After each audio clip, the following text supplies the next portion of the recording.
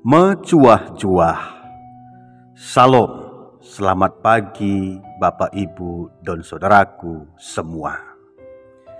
Sebelum kita memulai aktivitas kehidupan kita pada hari ini, mari terlebih dahulu kita merenungkan firman Tuhan, agar melalui firman Tuhan kita beroleh kekuatan dan semangat di dalam melanjutkan tugas dan tanggung jawab kita pada hari ini dan seterusnya.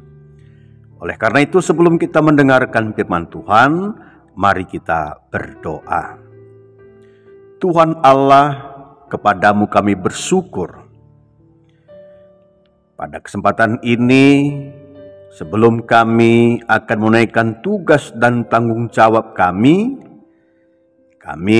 rindu untuk mendengarkan firman-Mu. Tolong kami Roh Kudus, agar membuka hati dan pikiran kami untuk menerima kebenaran firman-Mu, agar kami beroleh kekuatan. Di dalam nama Tuhan Yesus Kristus kami bermohon. Amin. Saudara-saudara yang dikasihi Tuhan,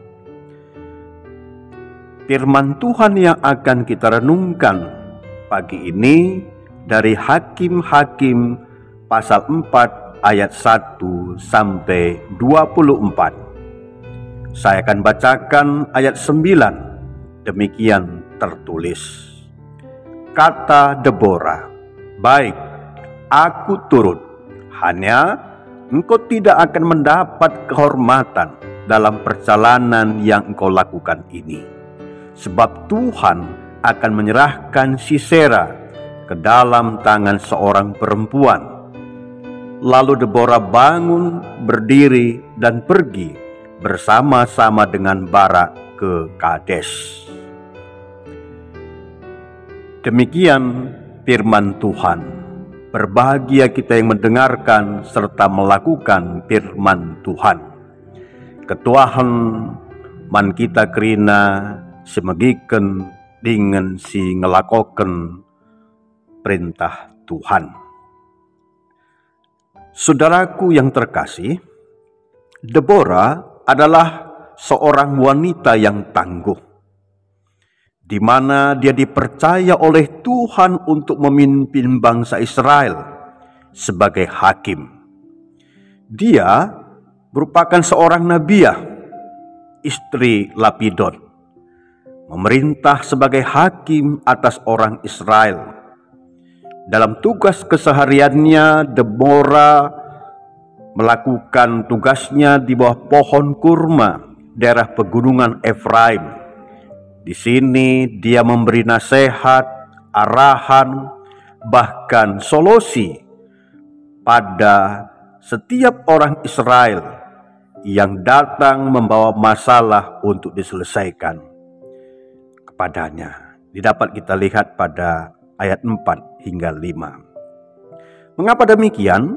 Sebab Deborah sebagai seorang nabiah, dia menjadi penyambung lidah Tuhan, di mana dia menerima petunjuk atau nubuatan dari Tuhan untuk disampaikan kepada bangsanya, yaitu bangsa Israel. Dalam kepemimpinannya, bangsa Israel hidup damai dan aman selama 40 tahun. Hal ini dapat kita baca pada pasal selanjutnya, yaitu pasal 5 ayat 31 bagian B.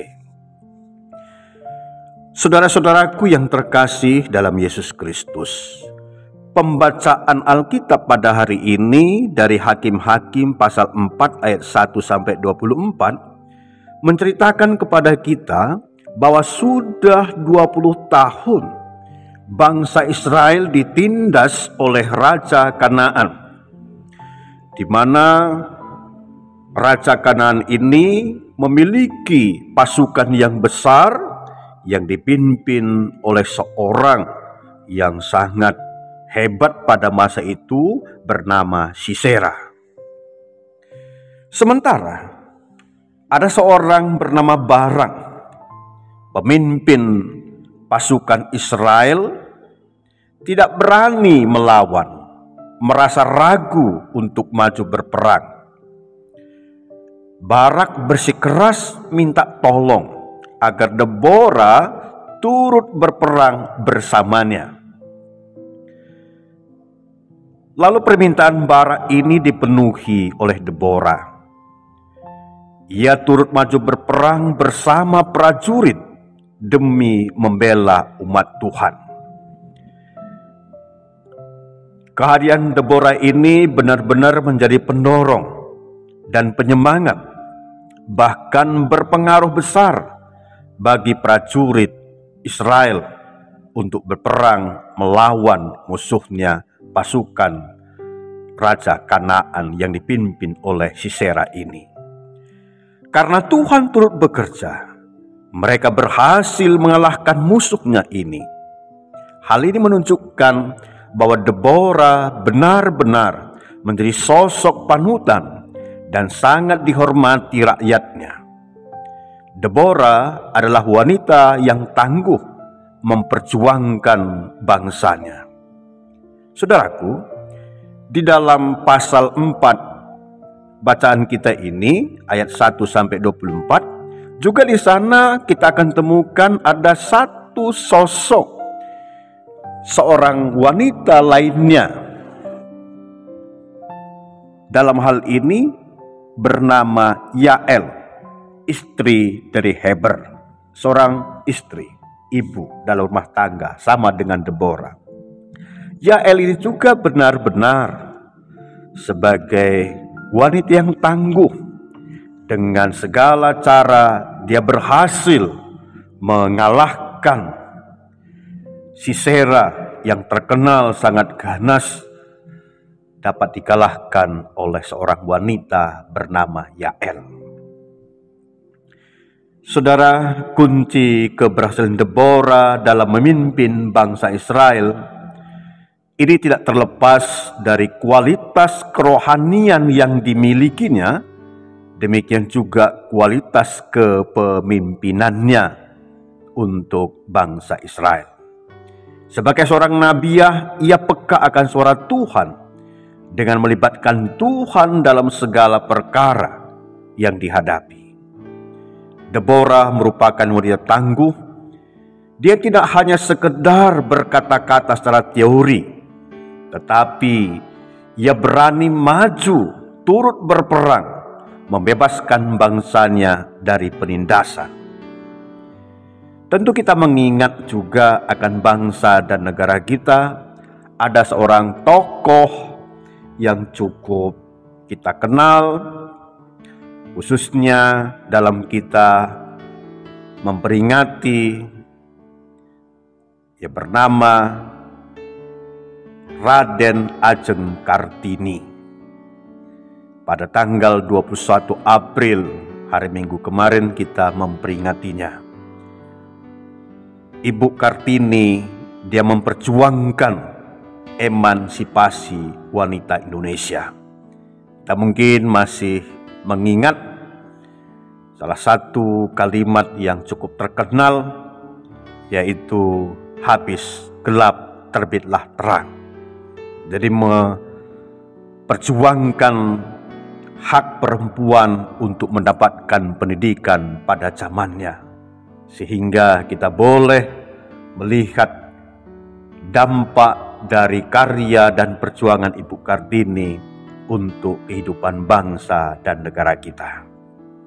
Oleh karena itu, mari kita contoh wanita-wanita tangguh seperti Deborah, Yael dalam Alkitab.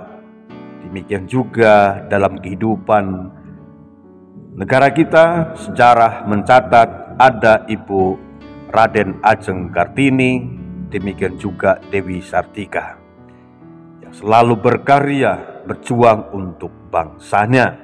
Demikian juga dalam kita melanjutkan perjuangan para pahlawan kita untuk mengisi kemerdekaan ini, kita dapat mencontoh Deborah dan tokoh-tokoh wanita tangguh lainnya yang selalu mengandalkan dan mentaati Tuhan dalam membangun kehidupan berbangsa dan bernegara. Selamat berjuang dan berkarya. Tuhan senantiasa menyertai. Tuhan memberkati. Amin. Mari kita berdoa. Kepadamu kami bersyukur Tuhan atas kebenaran firman-Mu yang telah Kau berikan kepada kami pada pagi ini. Kiranya boleh menyemangati kami, memberikan kami keberanian untuk menyatakan kebenaran-Mu dalam kami bertindak, berkarya dalam kehidupan ini. Kami mohon senantiasa penyertaan Tuhan. Di dalam nama Tuhan Yesus Kristus kami berdoa dan bersyukur. Amin.